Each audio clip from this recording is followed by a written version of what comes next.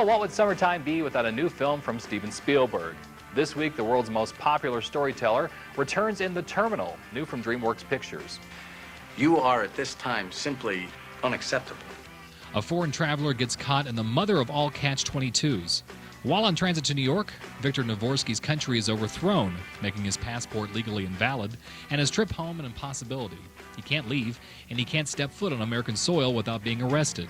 The only place he can go is where he's at, the airport. The idea behind The Terminal may sound far-fetched, but it has happened.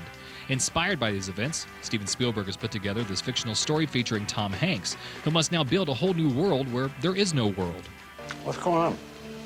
That's Navorsky. He's figured out the quarters.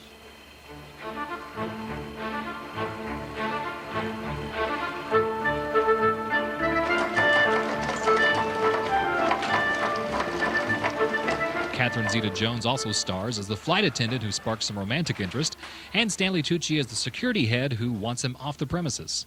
Why Victor Navorsky? That's something a guy like you could never understand. Spielberg is often considered the best director alive today, and I think that title is justified. It's like watching Alfred Hitchcock work in his heyday. At his best, Spielberg can use clever techniques and talented people to touch that intangible emotional core of the audience. At his worst, his films can feel heavy-handed and manipulative. Now that is a thin line to walk, but Spielberg's batting average is consistently great. The Terminal walks over this line just slightly. When it's good, it's great. Things like Tom Hanks' performance, this look inside of the people who work in the Terminal, the genuine love that they have for one another, and Victor's way of trying to find a new life for himself. But when it's bad, it's just downright silly. Tucci and Jones are wasted side notes, and the big secret about why Hanks is traveling is contrived. In short, 3 stars for The Terminal. It's a good, sweet-natured film that tries too hard at times to be, well, good and sweet-natured.